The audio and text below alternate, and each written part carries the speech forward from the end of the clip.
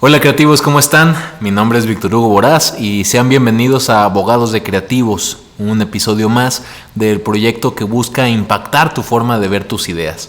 El tema de hoy es un libro que les recomiendo infinitamente, que un amigo economista muy querido mío me recomendó, y les puedo decir que desde que lo leí sí me cambió la forma de ver muchas cosas que existen ya allá afuera, y también me dio muchísimas ideas para adaptarlas en mi servicio y en las cosas que hago con lo que se me ocurre.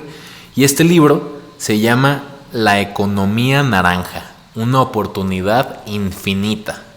Es un libro escrito por Felipe Buitrago e Iván Duque, colombianos los dos, y este libro tiene como finalidad hablar de la economía creativa, que aquí le llaman la industria naranja, la economía naranja, por las razones que en el libro dice. El naranja es un color creativo. De hecho, curiosamente, es el color del chakra asociado con la creatividad, el segundo chakra.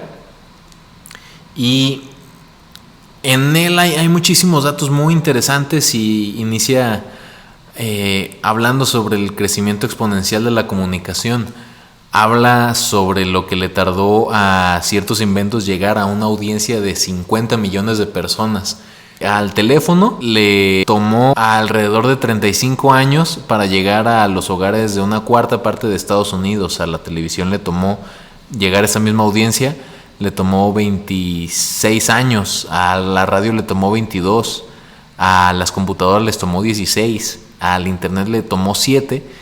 Y a las demás plataformas que están en internet les tomó un par. Hoy en día una audiencia de 50 millones de personas, vayan a TikTok y vean pues la cantidad de millones de seguidores que tienen los más famosos TikTokers, los TikToks más compartidos. Vean cuántas compartidas tienen, y ahí vamos a empezar a visionar todas las posibilidades que hay en estos aparatitos desde donde me estás viendo, esta red de intercomunicación que ha seguido un camino muy interesante en relación con la creación artística.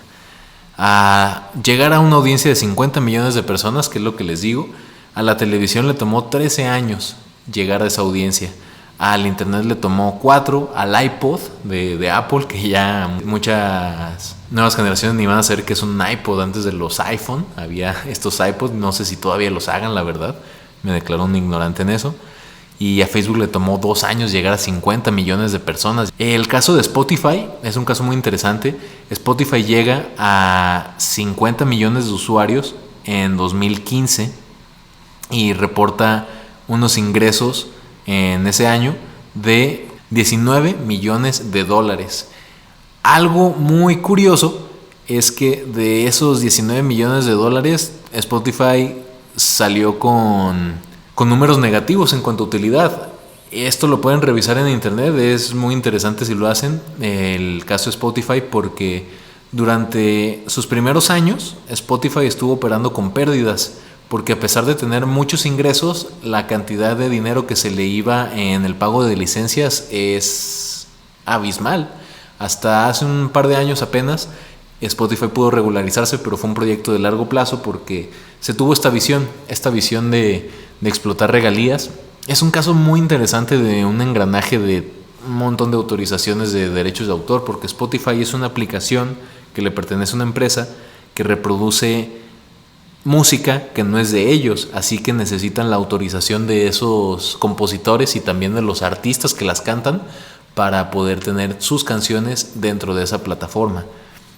Spotify es, a mi parecer, una plataforma que tiene un caso de propiedad intelectual que ejemplifica muy didácticamente esta economía naranja, esta economía creativa, esta economía que tiene esta materia prima infinita que es el intelecto humano.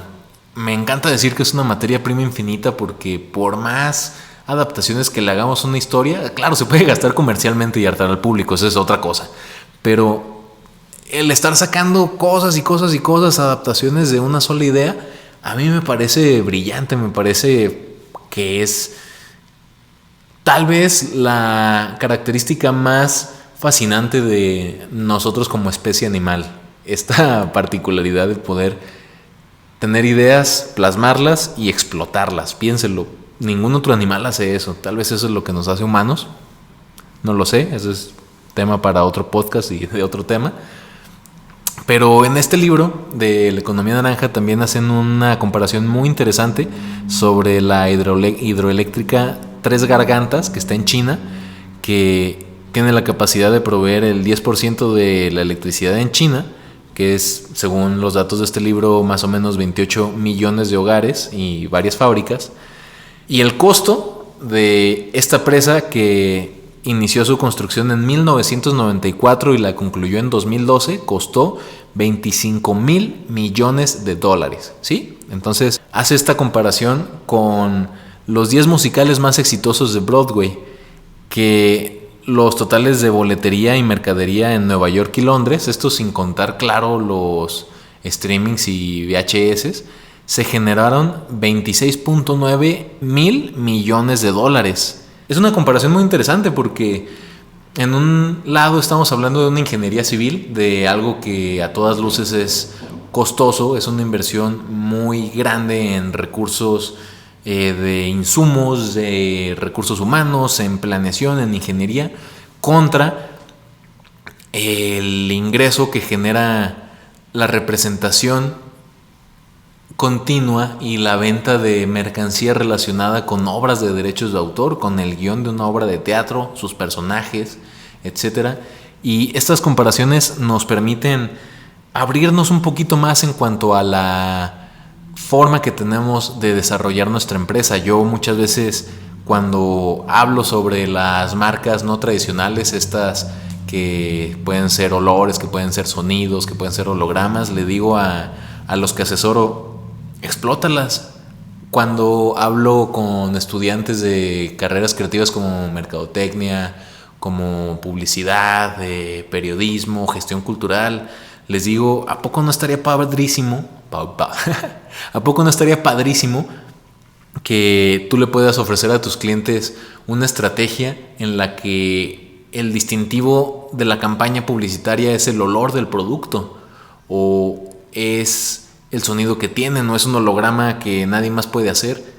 Serían estrategias muy interesantes que muchas veces, por desconocimiento de todas estas capacidades y posibilidades, no aprovechamos al 100%. Una figura clave que está en este libro y que de hecho he usado en muchas asesorías es un triángulo de la industria creativa. Es un triángulo en el que en una punta está el creativo. Y el creativo, cuya función es crear, es estar constantemente actualizándose, es estar constantemente preparándose, mejorando, creando cada vez mejores obras, cada vez nuevas ideas, cada vez más profesionales, más detalladas, más aterrizadas, de mayor calidad. Y ese es su trabajo. Él no tiene que estarse preocupando por cómo pagar la luz de lo que está trabajando, o cómo conseguir los proyectos para crear más, o cómo pagar el video, cómo pagar la producción de los sonidos que está grabando, porque ahí es donde entra otra punta del triángulo, es donde entra el empresario. El empresario, el inversionista, es el que tiene que estar metiendo la inversión, es el que tiene que estar viendo qué gastos se están generando por la creación y solventarlos. En ese sentido, la punta que queda es el manejador, el manager. Este manager tiene que estar consiguiendo los tratos, tiene que estar consiguiendo y colocando las obras del creativo en todos los lugares donde se pueda, y el empresario es el que tiene que estar proveyendo de todo lo que haga falta para que el manejador coloque esta creatividad en todos lados. Por eso mismo el manejador tampoco tiene que poner de su dinero, porque ahí caería en un conflicto de interés. Esto en el caso en el que estén separados. Hay muchísimos, y en la práctica los creativos terminan siendo estas tres puntas. La forma ideal que describe este libro es que estén separados.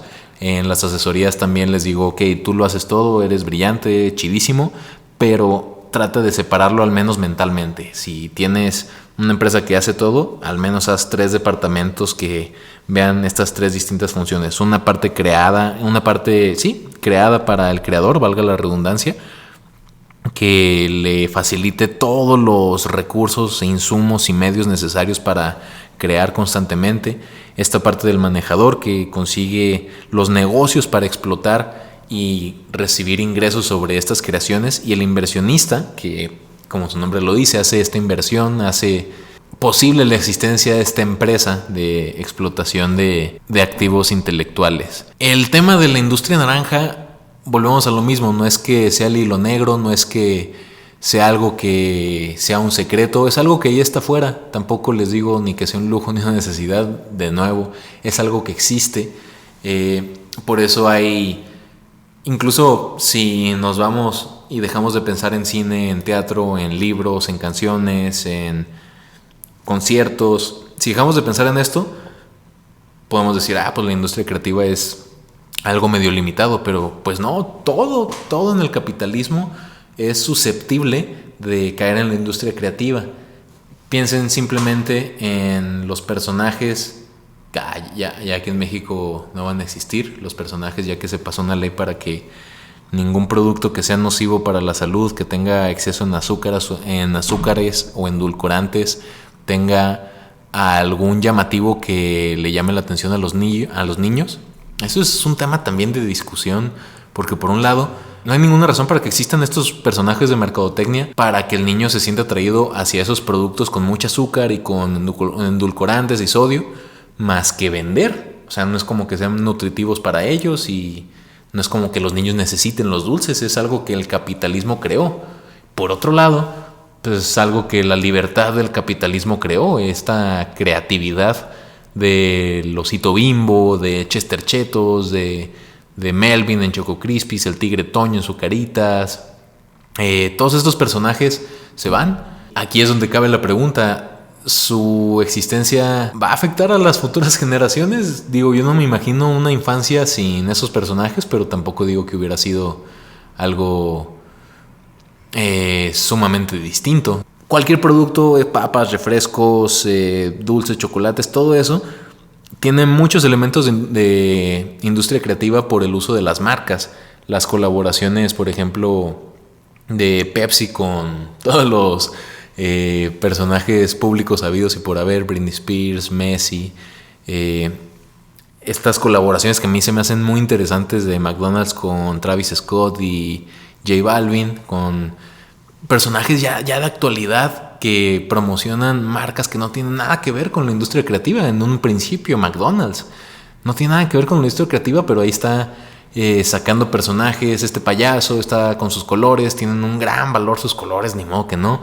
Y ya está haciendo colaboraciones con cantantes de hoy por hoy, de los éxitos, que les puede gustar o no el reggaetón, les puede gustar o no la música urbana, es lo que siempre les digo, pero es indiscutible la popularidad que tiene y el alcance que tienen para llevar cualquier producto a un nuevo nivel de publicidad, a un nuevo nivel de audiencia, que hace que todos estos negocios de la economía naranja sean tan redituables, porque al explotar la imagen de una persona, volvemos a lo mismo, lo podemos explotar en un montón de situaciones, de negocios, de formas, con distintas prestaciones, con todo lo que se nos puede ocurrir.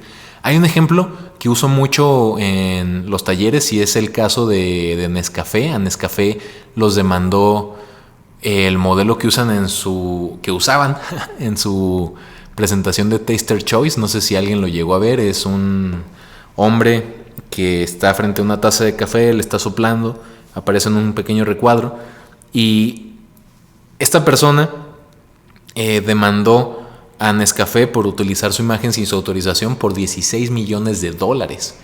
Es decir, una industria dedicada al café que en principio no tiene nada que ver con la creatividad más allá de la mercadotecnia que le pone a sus productos y a sus campañas publicitarias, tuvo que pagar estos $16 millones si es que no hubo más prestaciones de por medio, a una persona por su imagen. Esta persona obtuvo $16 millones, en ese caso, por un tema de industria creativa con una empresa cafetalera.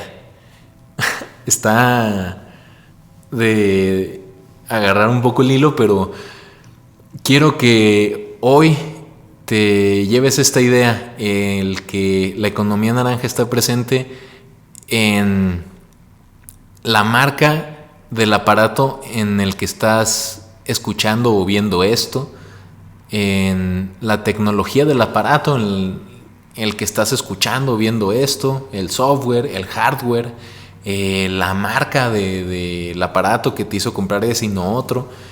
Todo eso tiene que ver con economía naranja. Los bienes intangibles se pueden valuar, tienen un valor en sí mismo. Vayan a Google y busquen las marcas más valiosas del mundo. El Forbes, la revista Forbes, hace un listado de las marcas más valiosas del mundo por año, y cuando vean cuánto vale la marca de Apple, Google, Amazon, Disney con Disney Plus va a aumentar muchísimo, todavía más su valor adquiriendo todo. WhatsApp, Instagram, Bosch, todas las marcas generalmente de tecnología y de acceso a datos son las más valiosas del mundo. Nike también, de ropa, las más reconocibles. Hay quienes dicen que si Coca-Cola perdiera todos sus activos, sus inmuebles, sus camiones, sus embotelladoras, su equipo, sus computadoras, todo, se pueden volver a levantar nada más vendiendo su producto, por esa fidelidad tan cañona que tiene ya con su público consumidor. Se puede levantar de nuevo Apple, Google, Samsung, toda la tecnología que tienen ellos en desarrollo, todavía que no sale, sino que están en proceso de, deja tú de patentar, de generar para ya tener una materialización de esto, como hablábamos, para ir a patentarlo. Toda esa información secreta y confidencial que tienen es lo que les da más valor incluso que todos sus activos juntos, todos sus activos tangibles, sus carros, todo eso súmalo y te aseguro que no le llegan a lo que valen esos activos intangibles en su conjunto, sus marcas, sus secretos industriales, sus patentes, sus modelos de utilidad, sus eslogans, todo esto claro, bien registrado y explotado de una manera que ya en esos niveles de empresas tienen departamentos de propiedad intelectual muy chonchos, muy fuertes, que están siempre viendo la manera de explotar cada vez más los activos que ya tienen, de protegerlos y de ver que nadie haga uso de ellos. Empresas como Honda, como Adobe, como Microsoft están muy pendientes de las marcas que se están registrando, de la tecnología que se está patentando, para ver que no estén haciendo uso ilegal de la tecnología y las marcas y los signos distintivos que estas empresas tienen. Y ya pueden invertirle mucho a un departamento así, porque es claro el beneficio que les otorga el que ellos y solo ellos tengan monopolio sobre su tecnología, sus marcas y sus secretos. Por ejemplo, Uber, esta empresa es muy interesante porque, por ejemplo, la marca de Uber es una marca de software, y también es una marca de logística, y también es una marca de tecnología, de desarrollo de tecnología. Es un ejemplo que me gusta mucho para poner sobre la mesa cómo una marca puede ser objeto de registro en distintas clases. Ya hablaremos de las clases cuando hablemos de las marcas. Pero una vez preparando un taller estaba a punto de poner a Uber como un ejemplo, porque estaba haciendo una búsqueda de marca en la clase 39, que es la que le corresponde a los servicios de logística, los servicios de contratar un chofer privado. Y vi una marca en el estado mexicano de Tamaulipas de una persona que estaba registrando la marca Uber para un servicio de choferes privados que se piden a través de una aplicación. Me quedé leyendo eso, vi quién estaba solicitando la marca, todos estos datos son públicos. Y vi que era una mujer y que estaba siendo representada por un apoderado. Yo me quedé siempre con la duda de si la mujer era un prestanombres o contrató a ese abogado, ella sin saber, o el abogado pensaba que sí se podía. Tal vez pensaron, tal vez como aquí probablemente no hay Uber, voy a registrar la marca y voy a hacer una empresa y les voy a ganar, que es algo, es un pensamiento que se sorprenderían lo común que es. O sea, en entrevistas, en asesorías, también me han dicho, oye, es que vi esta marca ya y no está registrada, yo quiero chingármela. Y pues no, la verdad es que ese tipo de cosas son de competencia desleal, pero a lo que quiero llegar es que esta persona intenta registrar esta marca y obviamente el INPI no se lo va a negar porque Uber es casi una marca famosa. Es muy notorio que, aparte estaba idéntico, era, aunque no fuera notoria, le iban a rebotar esa marca simplemente porque con una búsqueda salía Uber, de la empresa Uber, de la de tecnología. Sin embargo, además de que era obvio, Uber ingresó un escrito de oposición que se le llama, y es un escrito que, al tener un expediente de registro de marca abierto, en el proceso alguien se da cuenta que quieren registrar su marca y mete ese escrito de oposición para decirle, oye INPI, esta persona quiere registrar esta marca, yo nada más te recuerdo que aquí yo tengo un título de marca que tú me diste para amparar estos servicios, y pues no le vayas a dar la marca, yo nomás aquí te lo recuerdo.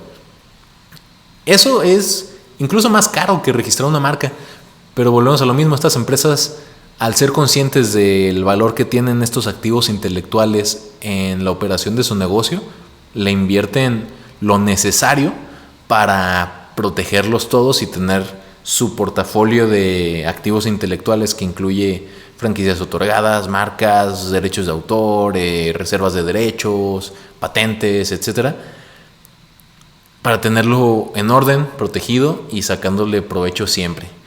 Esto es la economía naranja, está presente en todos lados. Espero que puedas verla en nuestro día a día, en los productos que consumimos normalmente. El hecho de que el producto que tengamos en nuestras manos tenga cierto diseño, tenga ciertos colores, cierta tipografía, tiene una razón, tiene un sentido y tiene un valor. Tal vez piensa en hacer lo mismo con tus productos y tu proyecto. Mientras tanto, quiero dejarte con esta frase que también es citada en el libro, y dice que quien sobrevive no es el más fuerte ni el más inteligente, sino el mejor adaptado. Esto no lo dice el autor del libro, lo dice Charles Darwin. Y esto es Abogados de Creativos. Te invito a que visites el sitio abogadosdecreativos.com y te suscribas al newsletter y a todas las plataformas, YouTube, Facebook, Instagram, Twitter, para que estés al pendiente de toda la información que se va subiendo, y seas parte de la comunidad que estamos forjando para impactar en la propiedad intelectual, para proteger tus ideas como si fueran nuestras. Yo soy Víctor Hugo Boraz, muchas gracias.